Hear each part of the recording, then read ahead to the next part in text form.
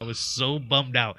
But I grew up ever since then. I can remember. So I was born at the Brady Green Hospital, which is part of the University Health System downtown, and then all throughout lived kind of in the inner west side. So there's some apartments that I remember growing up that are probably now the soap apartments, the ones that they're going to demolish. I remember kind of growing up in an apartment near there in that area, and then lived. We struggled. My mother was a cafeteria worker at the hospital, and so a single mother, raised three kids. So I remember one time we lived behind a daycare. So one of the daycares that we grew up in, they had a little one bedroom, and we basically had to share the restroom with the daycare. And so we weren't in there, during the day she was working, but she would drop us off at the daycare. And I remember it didn't have a backlight. So we had to use a flashlight to get in through the back garage because we didn't go in through the front daycare.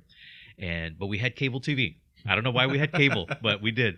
Like, one of the things that I still am just fascinated about, especially in San Antonio, is murals, because we grew up in the Mirasolis, where there was just some gorgeous murals.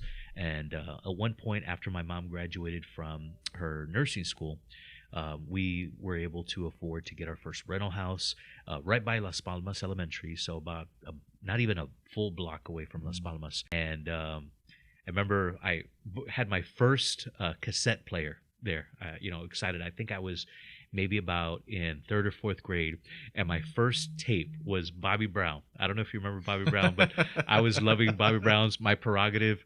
And I remember we went to back then they had the Centenos, and remember we went to the Centenos and came back, and somebody broke into our house and took my cassette player. I was so bummed out, and I didn't get another one for a while. So because back then those were expensive.